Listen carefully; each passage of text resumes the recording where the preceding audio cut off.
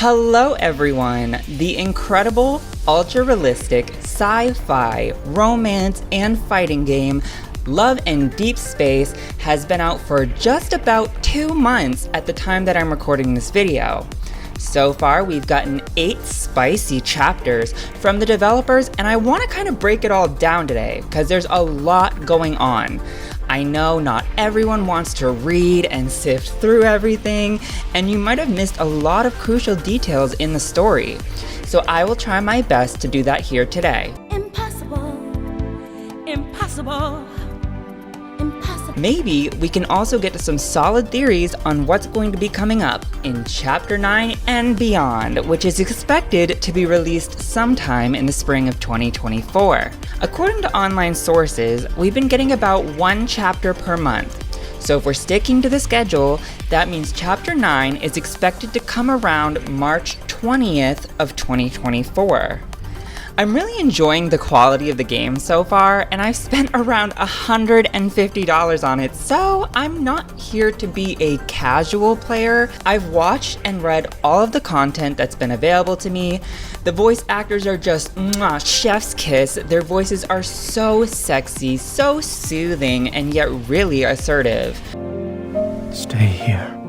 I'm a bunny butler ready to serve. There's a lot in store, so please open the door. I've only known them for a month, but I'm really ready to go to war with these himbos, okay? The battles are iconic, extremely smooth and fun to play, just gorgeous 3D environments.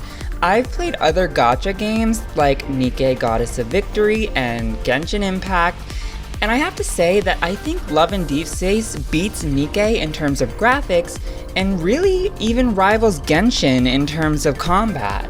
It may not be open world like Genshin, but I actually kind of prefer it that way. It feels a lot more straightforward to me. So let's just jump into each of the love interests for our main character and try to sum up what we know about their character and where we left off with things at the end of Chapter 8. Starting with Xavier. So, we meet Xavier at the very beginning of the game on basically our first mission as a hunter of wanderers, which are basically the name of the enemy creatures in the game. Each wanderer has a protocore inside of them, and these are very strong energy sources. Humanity has been able to use them to power virtually everything in society, from electricity to technology to hospitals and even human hearts. Wanderers are believed to have first invaded the galaxy sometime around the year 2034, which is actually just like 10 years away. Kinda scary, so they're really keeping us on our toes, huh? Something called the Deepspace Tunnel appeared over our town where our character lives, called Link-On City. And this really kicked off space exploration and advanced human technology as well. But strangely, when we meet Xavier, he is actually destroying protocores from dead wanderers. Our character has been newly assigned as a hunter of wanderers via the Hunters Association. And our job is to try and bring back as many protocores as we can so they can be studied and used by the central government. With something like protocores being so valuable, of course there exists a black market, where people try to illegally modify, strengthen, and sell protocores for a high price. Much of this illegal activity comes from the N109 zone, which is basically a lawless area that is rife with criminal activity, illicit research, crime and gang violence, and much, much more. It's considered a no-hunt zone, and both hunters as well as regular civilians are warned to stay away from it. The main gang or faction who runs the N109 zone is known as Onakainis. They have been known to carry out illegal research and modify protocores. One of these modified protocores, also called an ether core, has been implanted into our character's heart. Many people with regular protocores in their heart have developed a heart condition that is known as protocore syndrome. Our character has exhibited some alarming cardiac symptoms, and given what's inside our heart, it's basically an unknown experiment. We could blow at any minute. Yeah, double homicide. There is no telling what could happen to our character, so we set out to find information about the modified and previously unstudied ether core that's inside of our heart. Xavier is a skilled hunter, but he is also a very mysterious and guarded individual.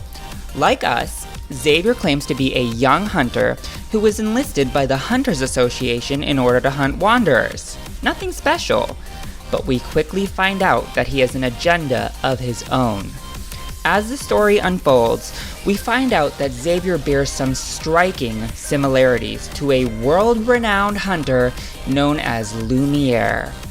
Lumiere was present several decades ago at the first Wanderer invasion in 2034.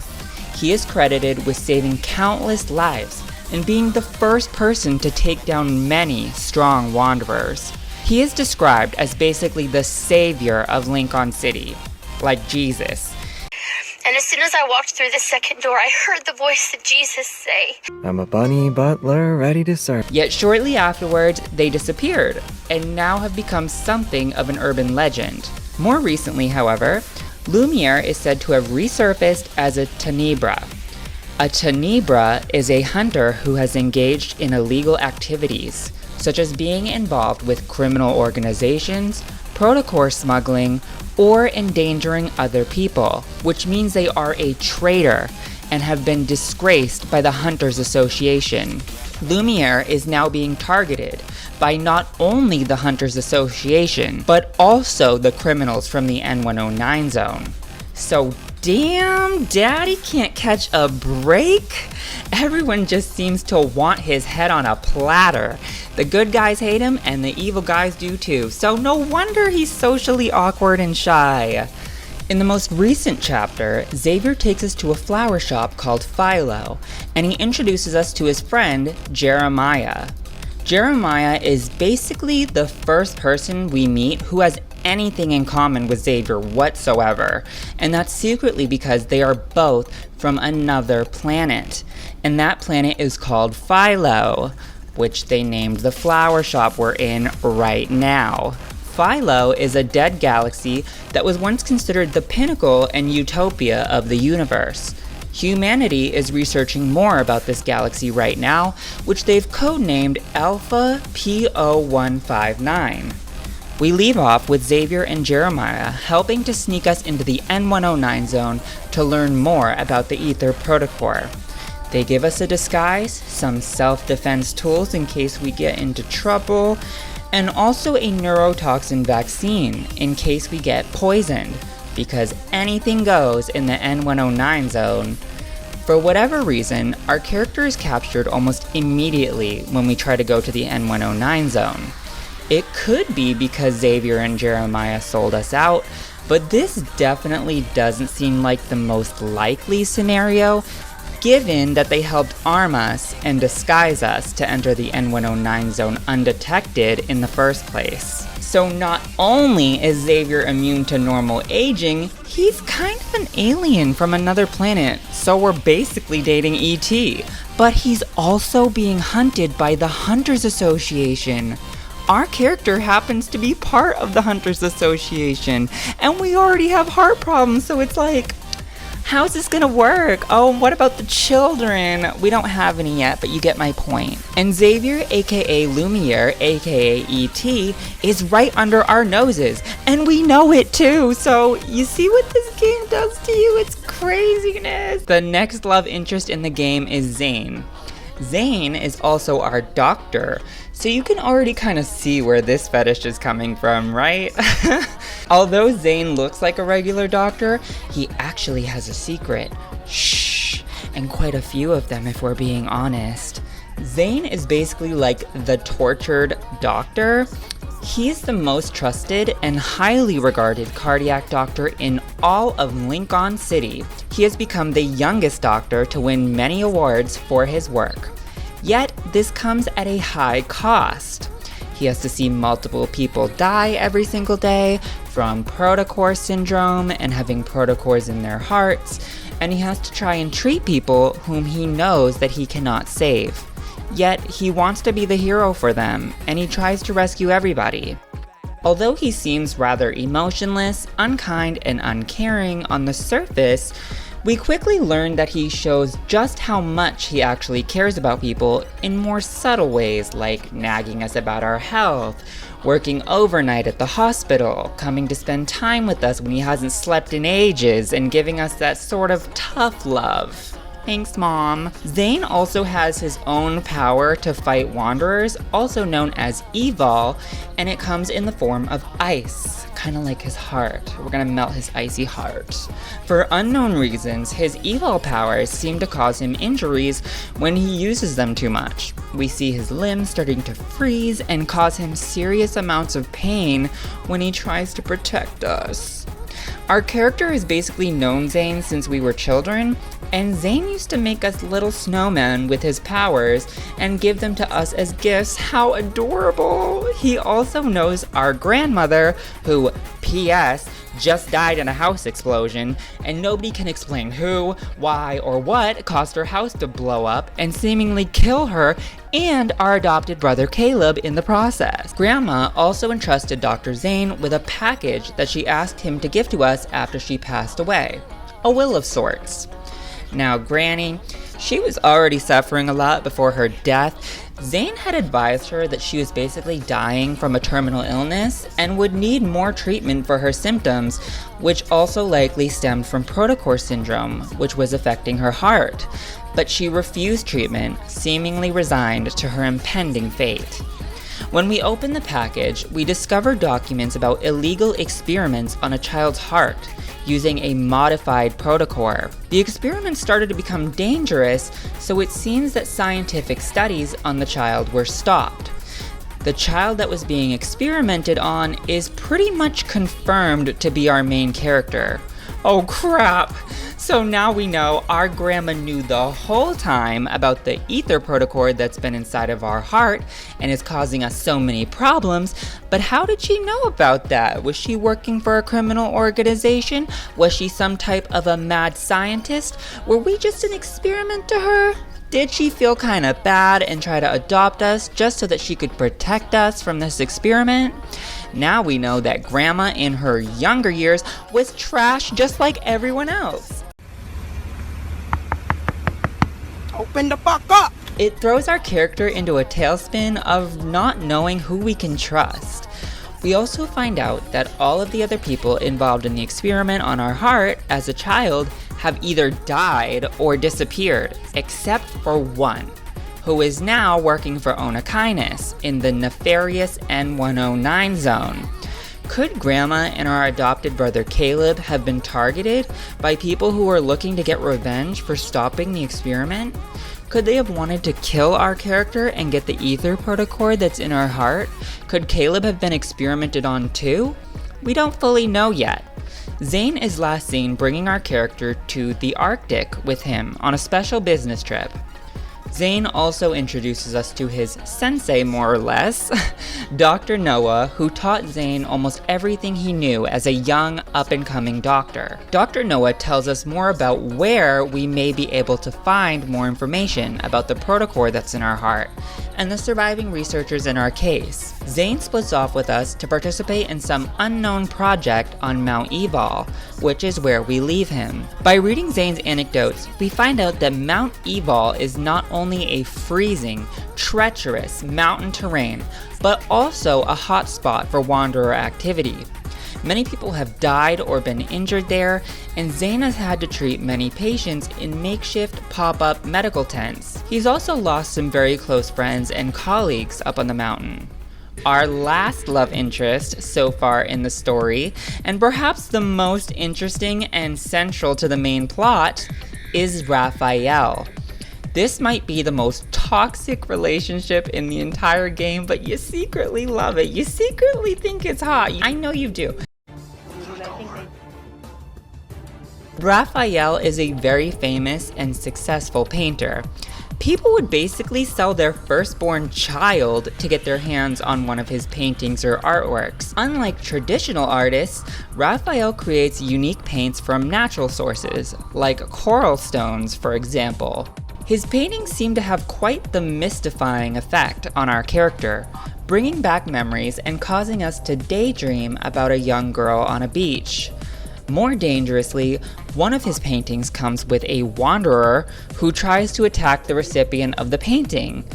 Our character kills the wanderer, but now worries that the painter, who is Raphael, may be in danger. At Raphael's art gallery, we meet Thomas, who seems to be in charge of all of Raphael's art exhibits. He tells us that Raphael is basically an introvert who lives at White Sand Bay in his art studio. When we meet Raphael, we inquire about the materials that he uses for his paintings and let him know that a wanderer attacked the recipient of his last painting. We try to take some of the stones he uses in his paintings, but Raphael is clearly mischievous. He refuses to let us take the stones without finding an alternative, and he entrusts us to be his bodyguard to protect him from both wanderers and members of the N109 zone that may attack him for his paintings.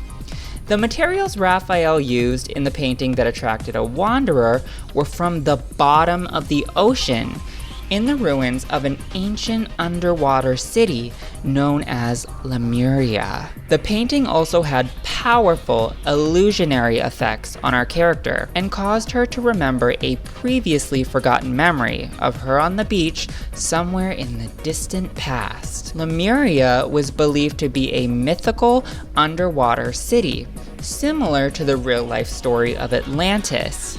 However, ruins of Lemuria were recently discovered close by to Lincoln City, proving its existence. The now destroyed city of Lemuria was once a bustling underwater town for sea creatures, including mermaids and mermen. They were believed to be highly advanced in the arts. We also learned that the recipient of Raphael's most recent painting was found dead in his bathtub with what looked like fish scales carved into his arms and legs. It seems to be the work of Onakainis, the criminal gang from the N109 zone that we've spoken about before. We also learned that someone from the N109 zone has placed a bounty on Raphael's pretty little head. This isn't the first time that someone close to Raphael has been found deceased, though. Through Raphael's stories and anecdotes, we also learned that he'd spent time working at an opera house, where a rich man was also found dead under similar and mysterious circumstances. Raphael seemed to be the prime suspect. Well, I'm fucked. What's in your hand? It's a harmonica, Mama. But nobody could prove it. It seems, however, that our character is far more concerned about Raphael's personal safety due to the bounty on his head from Onakainis. He reminds us not to forget our promise about being his bodyguard and points out how seemingly forgetful we are. We agree to accompany him as his bodyguard while he goes back to the ocean to gather more painting materials. In exchange, Raphael promises to help get us into the N109 zone and that we need to become the, quote, best bait for Onakainis. On our way out to the ocean, our small paddle boat that could, actually it's a paddle boat that could not, become shipwrecked. We end up on an island where we meet a cat, and we quickly learn that Raphael hates cats. This might seem like a pointless detail, but it's yet another hint to Raphael's true identity, as we'll discover down the road. While on the island, both Raphael and our character reminisce about having visited a place like this as children. Now, I want to shift to an important memory that we are able to obtain for Raphael. Our character visits Raphael in the hospital for a very unserious injury.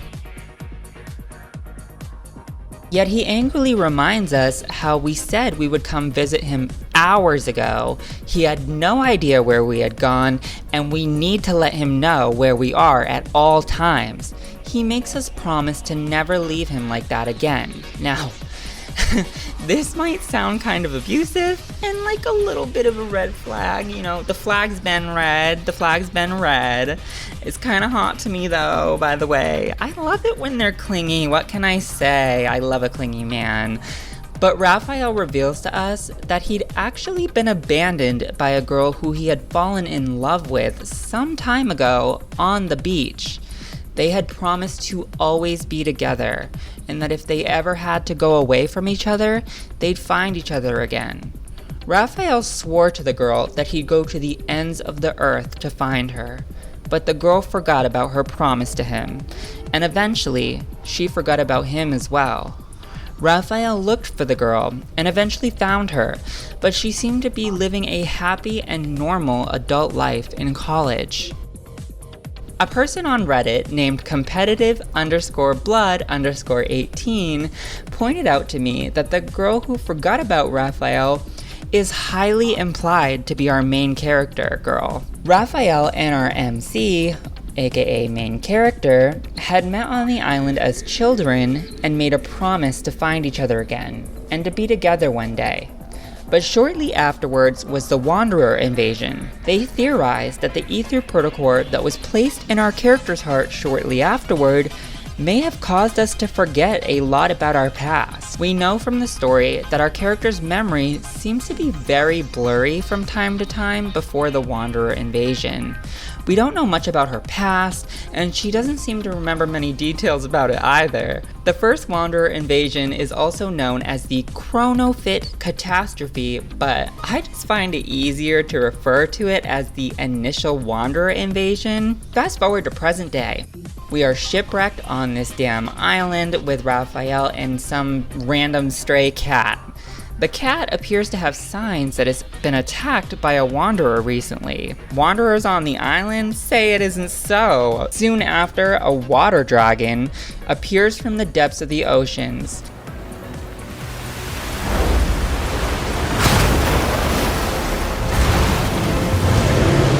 It's the deluge wormlord.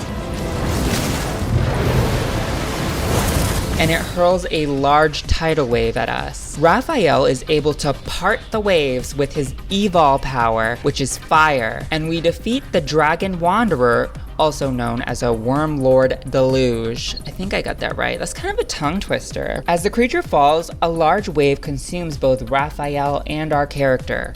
We are carried out to the ocean by the undertow, and as our character frantically searches underwater for Raphael, we see him surrounded by a school of fish. Underneath the water, Raphael appears calm, focused on finding something, and he seems very comfortable in the ocean. I'm washing me in my clothes. I'm washing me in my clothes.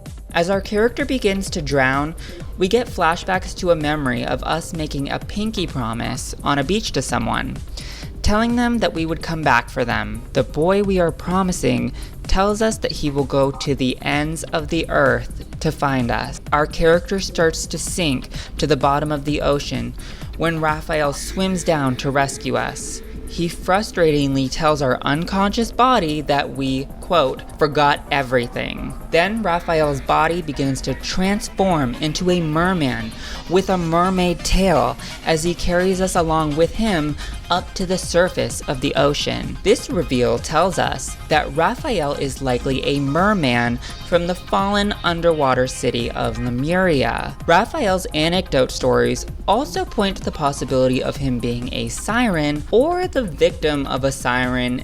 It could also possibly be a metaphorical siren, depending on how you interpret it. In one version, a siren ends the entire bloodline of a man who fell victim to her song ballad. In another version, a merman, who is also a male siren, had his tail and scales cut off by a woman before she died. The siren returns to his underwater kingdom, only to find it in ruins, soaked in blood, with his loved ones either being kidnapped or turned into bloody foam. The anecdote stories offer an insightful view into Raphael's life after the fall of Lemuria as well.